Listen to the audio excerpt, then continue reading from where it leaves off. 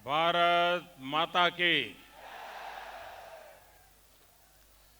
मंच पर विराजमान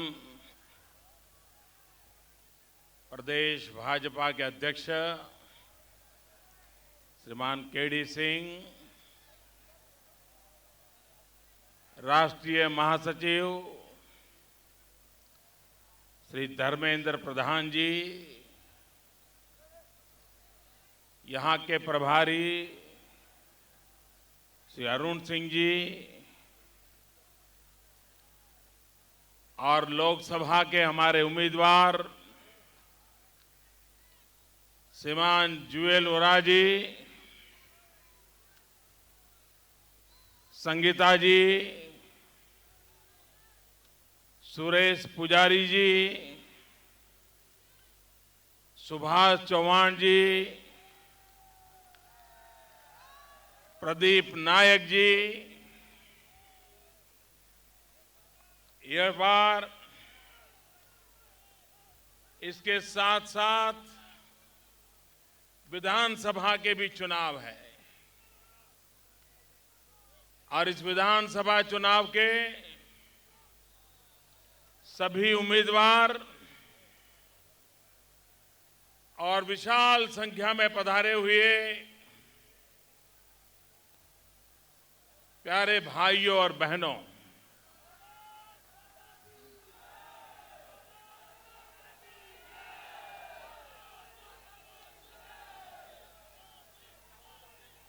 मुई आइज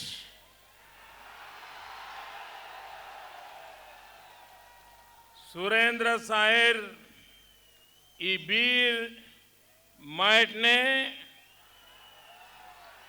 ठिया एवं करी संबलपुर देवी समलई मां के जुहार करूच।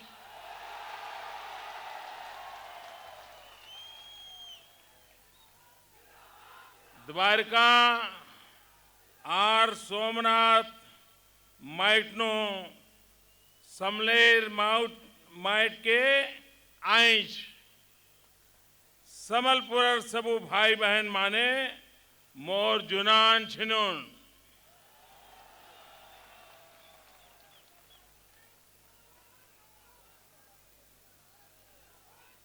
भाइयों बहनों,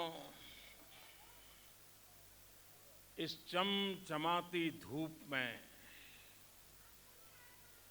इतनी कड़ी धूप में मेरे चारों तरफ इतनी बड़ी मात्रा में चुनाव सभा में इतना बड़ा जन सैलाब, भाइयों बहनों, ये जन सैलाब दिखाता है कि चुनाव के नतीजे क्या आने वाले हैं।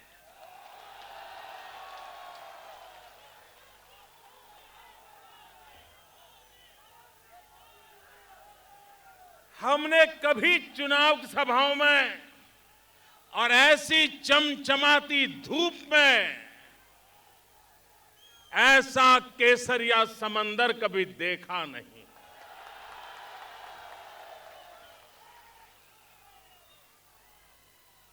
भाइयों बहनों, हवा तेज है,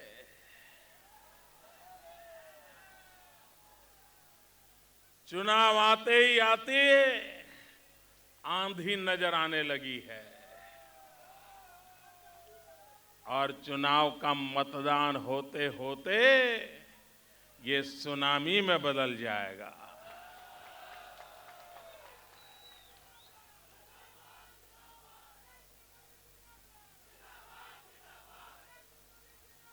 भाइयों बहनों, इस चुनाव में देश के नागरिक सिर्फ भारतीय जनता पार्टी की सरकार बनाना चाहते हैं, इतना ही मकसद नहीं है। सिर्फ मोदी को प्रधानमंत्री बनाना चाहते हैं, इतना भी सिर्फ मकसद नहीं है, लेकिन देश की जनता का एक और मकसद है, और वो मकसद है देश को बर्बाद करने वालों को सजा करने का।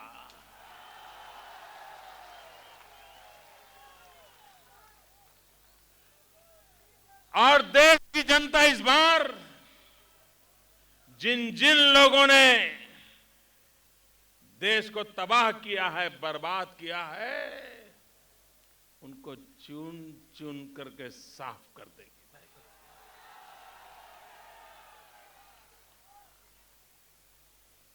हमारे देश में कोई गलती करे तो समाज कभी माफ करता है।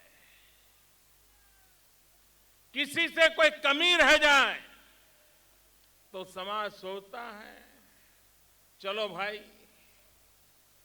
आगे कभी ठीक हो जाएगा। लेकिन अगर कोई धोखा करे तो जनता कभी उसे माफ नहीं करती है। आप मुझे बताइए भाइयों, आप किसी धोखेबाज को माफ करोगे? वादा खिलाफी करने वालों को माफ करोगे? आपके सामने झूठ बोलने वालों को माफ करोगे? भाइयों बहनों, ये कांग्रेस पार्टी झूठे वादे करने में बहुत माहिर है।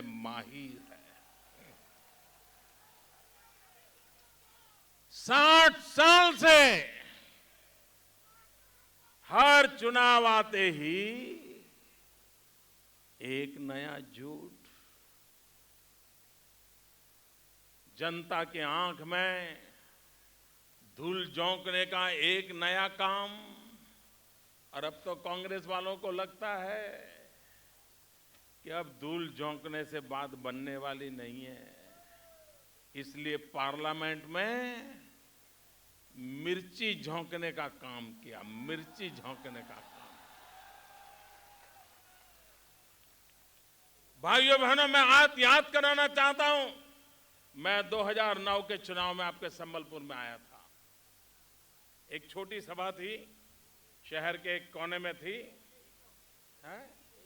और उस छोटी की भीड़ को मैं संबोधित करके गया था।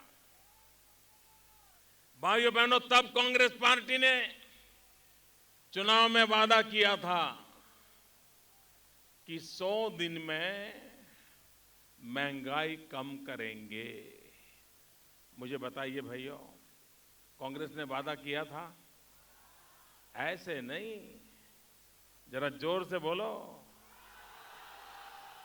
कांग्रेस ने महंगाई कम करने का वादा किया था। 100 दिन में महंगाई कम करने का वादा किया था। वादा किया था, वादा किया था, वादा किया था, वादा निभाया, वादा निभाया। महंगाई कम हुई, महंगाई खत्म हुई। ऊपर से क्या हुआ? महंगाई, महंगाई। भाइयों बहनों, गरीब के घर में चूल्हा नहीं जलता है, चूल्हा नहीं जलता। भाइयों बहनों, बच्चे भूखे सोते हैं,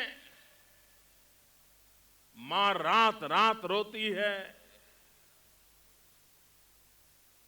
गरीबों के प्रति अगर इनका ये रवैया रहा तो ये कभी गरीबों का भला नहीं कर सकते। और एक कांग्रेस पार्टी ऐसी है, इसको चीजें समझने में 60 साल लग जाते हैं। किसी बात को समझने में उसको 60 साल लग जाते हैं। हमें बताओ भाइयों, हर इंसान को पेट है कि नहीं है? बताइए ना, है कि नहीं है? हर इंसान को पेट होता है कि नहीं होता है? भूख लगती है कि नहीं लगती है? खाने की जरूरत पड़ती है कि नहीं पड़ती है? इनको 60 साल के बाद याद आया कि खाने के लिए कानून बनाओ। बताओ,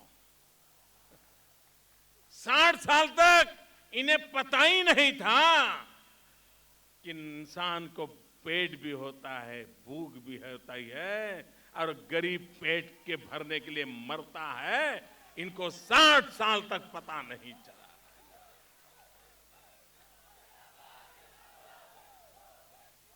और इसलिए भाइयों बहनों, ऐसे लोगों को जितने दिन ज्यादा हम झेलेंगे, उतने दिन ज्यादा जुल्म बढ़ेंगे। और इसलिए मैं आज संबलपुर की इस पवित्र धरती पर आपसे आशीर्वाद लेने के लिए आया हूं। आप मुझे ऐसी शक्ति दें, आप मुझे ऐसे आशीर्वाद दें कि मैं आपकी समस्याओं के समाधान के लिए काम आऊं, आपके आंसू पहुंचने के लिए काम आऊं। भाइयों बहनों, दुनिया बहुत तेजी से आगे बढ़ रही है। भारत को इस स्थिति में रखने से हम कहीं के नहीं रहेंगे। दुनिया बहुत आगे निकल जाएगी और हम पीछे के पीछे रह जाएंगे। और इसलिए भाइयों बहनों, गरीब आदमी की अगर चिंता करनी है, मेरे आदिवासी भाइयों बहनों की चिंता करनी है, तो एक कांग्रेस पार्टी नहीं कर सकती है। हमारा आदिवासी समाज सदियों पुराना है कि नहीं है भाइयों? जरा बोलिए ना। आदिवासी समाज सदियों पुराना है कि नहीं है? जंगलों में रहता है कि नहीं रहता है? बहुत ही पवित्र जीवन जीता है कि नहीं जीता है? भाइयों बहनों, इन कांग्रेस वालों को पता ही नहीं था कि हमारे देश में आदिवासी समाज होता है, उनकी समस्याएं होती हैं, उनकी आवश्यकताएं होती हैं। कुछ पता नहीं था। यह अटल बिहारी वाजपेयी की सरकार बनी, अटल बिहारी वाजपेयी प्रधानमंत्री बने, उसके बाद इस देश में आदिवासियों के लिए अलग मंत्रालय बना, अलग बजट आया, अलग मंत्री बना। हमारे जोआल जी उस समय काम करते थे। भाइयों बहनों, इसका कारण क्या? कांग्रेस को अगर आदिवासियों की चिंता होती, उनके दुख दर्द का पता होता, तो बहुत पहले से ही वे इस काम को कर सकते थे। आदिवासी को जमीन का हक चाहिए। भाइयों बहनों, पूरे हिंदुस्तान में आदिवासियों को जमीन का हक देने में सबसे अच्छा किसी ने काम किया है तो भाजपा की सरकारों ने किया है। चाहे वो छत्तीसगढ़ हो, चाहे मध्य प्रदेश हो, चाहे गुजरात हो, लेकिन और किसी सरकार ने आदिवासियों को जमीन का हक देने का काम उतनी मात्रा में नहीं किया है। भाइयों बहनों, कुछ दिन पूर्व यहां एक हादसा हो गया था। 9 फरवरी को, और करीब 31 लोग शहीद हुए, स्वर्गवासी हुए थे। भाइयों बहनों, आज भी नाव में जाना आना कहीं और सुरक्षा के दृष्टि से इतनी उदासीनता, और उनके शरीर खोजने में भी कितना टाइम चला गया। जिन परिवारों ने अपने स्वजन खोए हैं, मैं उनके प्रति अपनी संवेदना प्रकट करता हूं। भाइयों बहनों, ये संबलपुर की धरती हमारे देश में 1857 के स्वातंत्र संग्राम की चर्चा होती है, लेकिन ये संबलपुर ऐसा है जिसने उससे भी पहले आजादी का जंग लड़ा था। वीर सुरेंद्र साईं, वीर सुरेंद्र साईं, वीर सुरेंद्र साईं,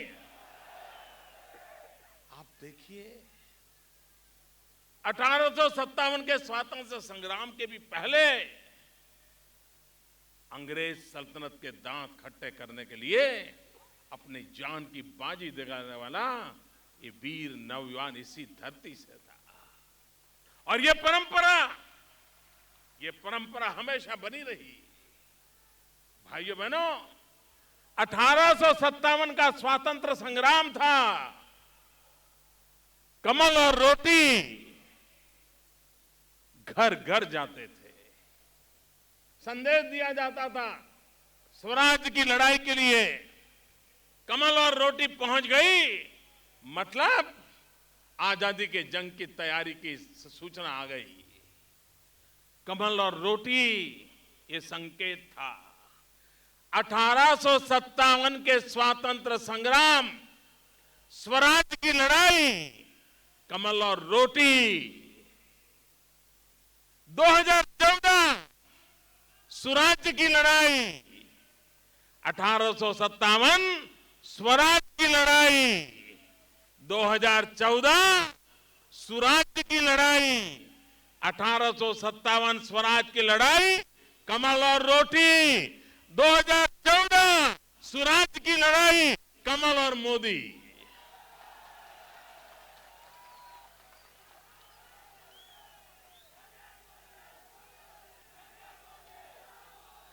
भाइयों बहनों, ये कमल वो संदेश लेकर के आया है।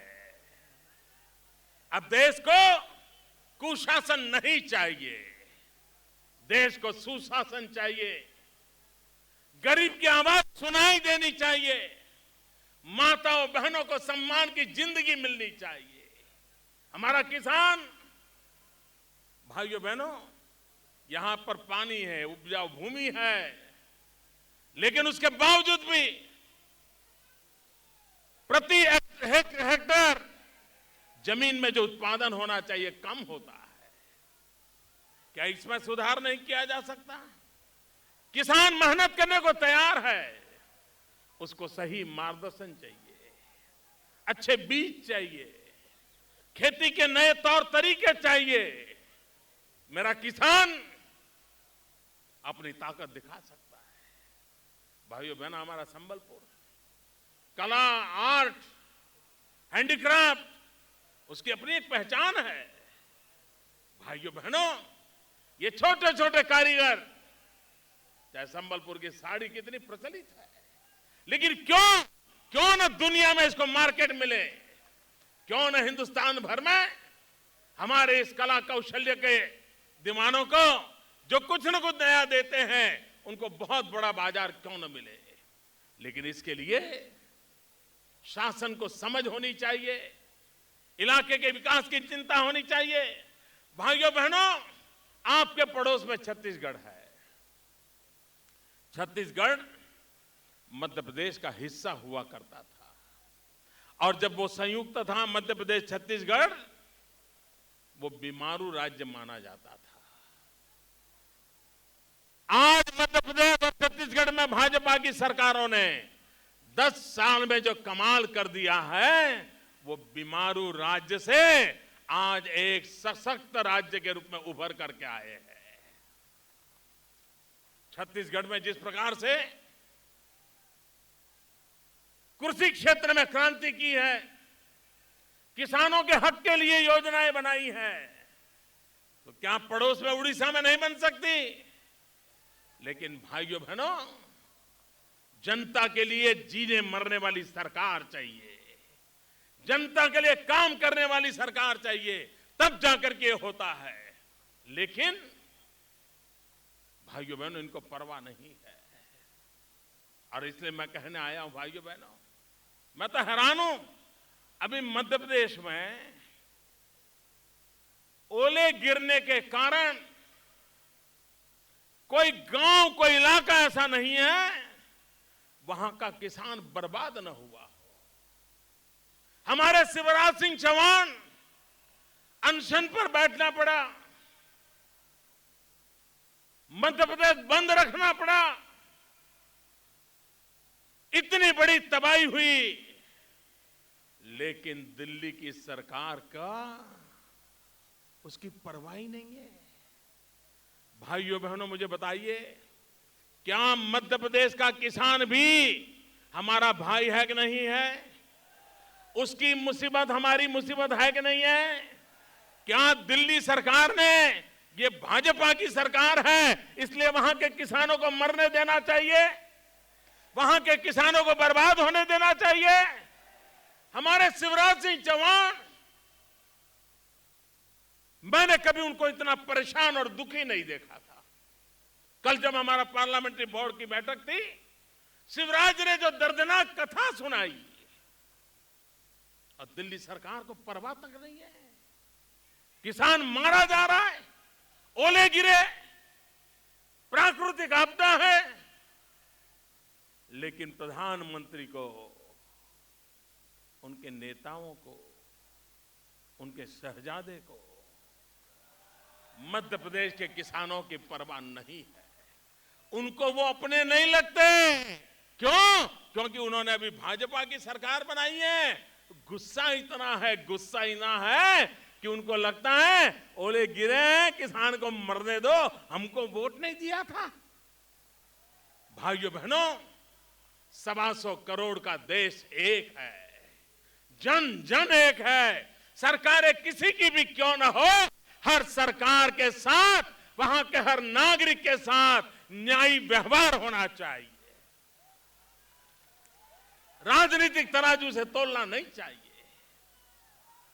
लेकिन भाइयों बहनों, इनको किसानों की चिंता कहां है?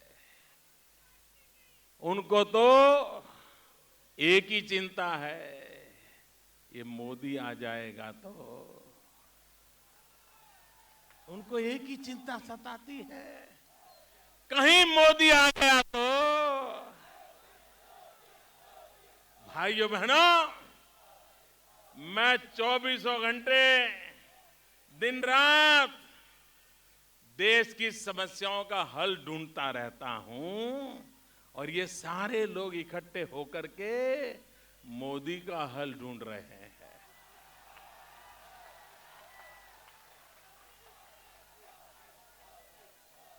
भाइयों बहनों,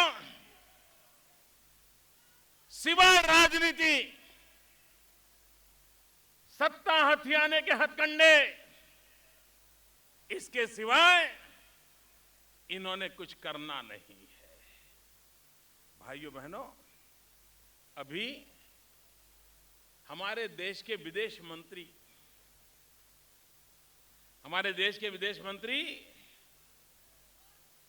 कल लंदन गए थे, कल परसों। वहां उन्होंने भाषण किया। मैं हैरान हूं, ये किस देश का प्रतिनिधित्व करते हैं और ये कैसी भाषा बोलते हैं। बहुत गंभीर बातें उन्होंने वहां बताई हैं। हिंदुस्तान गर्व कर सकता है, हम दुनिया के सबसे बड़ा लोकतंत्र देश है, और हमारे यहां कम समय में इतनी बड़ी मात्रा में चुनावी व्यवस्थाएं होती है। इतना ही नहीं, इतने बड़े देश का इलेक्शन में रिजल्ट का काउंटिंग एक दिन के सुबह से शाम तक चुनाव के रिजल्ट आ जाते हैं। यह सारा काम हमारा इलेक्शन कमीशन करता है। दुनिया में समृद्ध देश अमेरिका, उसको भी चुनाव नतीजों की गिनती में कई दिन लग जाते हैं। एक बार जब बुश की छुट्टी हुई तो हफ्ते भर गिनती चलती रही थी। भाइयों बहनों, ये कमाल हिंदुस्तान के लोकतंत्र का, हिंदुस्तान के हमारे इलेक्शन कमीशन का है। उसका गौरव करना चाहिए। उसके बजाय उसको गाली लंदन में जाकर के दे रहे हो और ये कह रहे हो कि वो हमें बोलने नहीं देता है। और 3 लोग हैं, वो सब निर्णय करते हैं। भाइयों बहनों, ये भारत के विदेश मंत्री ने, कांग्रेस के नेता ने लंदन में जाकर के इलेक्शन कमीशन को जो गालियां दी है, उसकी आलोचना की है, उसकी प्रतिष्ठा को ध्वस्त किया है। एक ही कारण है कि वो पराजय के कारण ढूंढने लग गए हैं कि आने वाले चुनाव में पराजय हो जाए तो ठिकरा किसके सर पे फोड़ना, उसका खेल खेल रहे हैं। भाइयों बहनों, इन्होंने सुप्रीम कोर्ट को ये हमला बोल दिया। अरे आज दुनिया के अंदर न्याय प्रणाली पर विश्व के संबंधों की ताकत बनती है। कोई भी विदेश का पूंजी निवेश करने आता है तो उस देश की न्याय प्रणाली कैसी है उसको भी देखता है। और ये विदेश मंत्री देखिए, दुनिया में जाकर के भारत की सुप्रीम कोर्ट की धज्जियां उड़ा रहे हैं। प्रधानमंत्री जी, आपकी जिम्मेवारी है। यह आपके मंत्री ने विदेश में जाकर के हिंदुस्तान की 2 महत्वपूर्ण संस्थाओं को बदनाम करने का पाप किया है। भाइयों बहनों, ये जो इंडियन नेशनल कांग्रेस है ना, आईएनसी, ये इंडियन नेशनल कांग्रेस का अब नाम बदल देना चाहिए। ये इंडियन नेशनल कांग्रेस नहीं है, ये इंस्टीट्यूशंस निगलेक्टिंग कांग्रेस है। सारी संस्थाओं को तोड़ दो, उसकी बेइज्जती करो, संवैधानिक संस्थाओं की बेइज्जती करो। और इसलिए यही उनका रोल है। और उनकी आदत है मिसयूज करना, एब्यूज करना, रिड्यूस करना, सारी संवैधानिक संस्थाओं को तबाह करने का काम इन लोगों ने किया है। भाइयों बहनों, आने वाला चुनाव देश के लिए महत्वपूर्ण है। आपका एक एक वोट भारत का भाग्य बनाने वाला है। और इसलिए आप भारत के भाग्य विधाता हो। मैं आपसे आग्रह करने आया हूं कि विरोधियों के झूठ, उनके अपप्रचार बहुत बार हमें गुमराह कर चुके हैं। अब गुमराह नहीं होना है। और भाइयों बहनों, दिल्ली में सिर्फ मोदी प्रधानमंत्री बने इतने से काम चलने वाला नहीं है। लेकिन भाइयों बहनों, अब दिल्ली में सिर्फ नाम मात्र की सरकार नहीं चाहिए, दिल्ली में काम करने वाली सरकार चाहिए। दिल्ली में मजबूत सरकार चाहिए, दिल्ली में स्थिर सरकार चाहिए, दिल्ली में प्रगतिशील सरकार चाहिए। और इसलिए बहुत बड़ी मात्रा में भारतीय जनता पार्टी के उम्मीदवारों को विजयी बनाना होगा। आपके इस उड़ीसा से भी ज्यादा कमल आपको दिल्ली पहुंचाना होगा। जितने ज्यादा कमल आएंगे उतनी सरकार ज्यादा मजबूत बनेगी। जितने कमल ज्यादा पहुंचेंगे उतनी सरकार स्थिर बनेगी। जितने ज्यादा कमल आएंगे उतनी ये सरकार प्रगतिशील बनेगी। भाइयों बहनों, और इसलिए मैं आपसे आग्रह करने आया हूं। और आप तो जानते हो भैया, यहां के मुख्यमंत्री से आपको कोई आशा है क्या? कोई आशा है क्या? किसी काम में आते हैं क्या? उनको समय है क्या आपके लिए? अब उनके लिए क्या समय बर्बाद करूं भाई? जिसको आपके लिए समय नहीं है उसके लिए मैं क्यों समय बर्बाद करूं?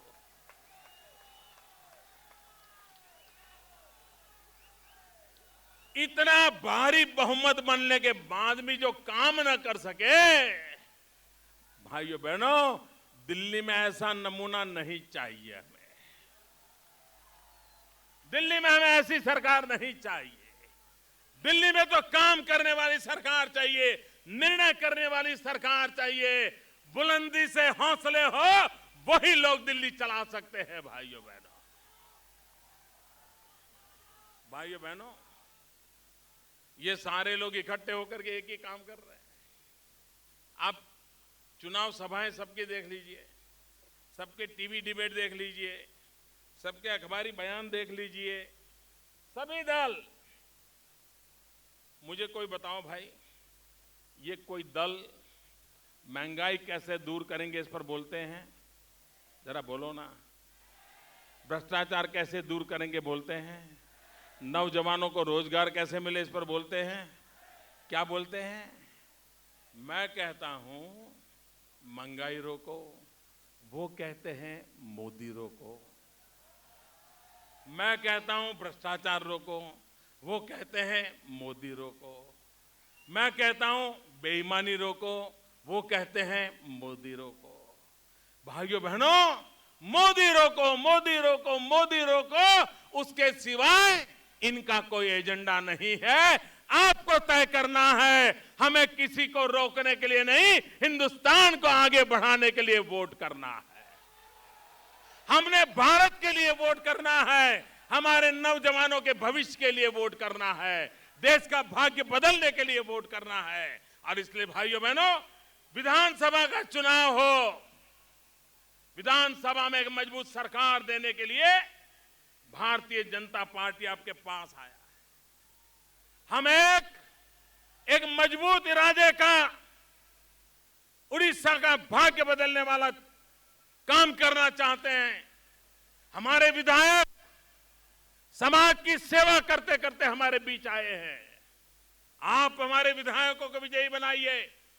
उड़ीसा का भाग्य बदलने के लिए, सोती हुई सरकार जगाने के लिए आप उड़ीसा में भी सरकार बनाने के सपनों के साथ इस चुनाव अभियान को आगे बढ़ाएं। यही मेरी आपको शुभकामना है। भारत माता की। दोनों हाथ से बोलिए वंदे। ऐसे नहीं, पूरी ताकत। वंदे वंदे वंदे।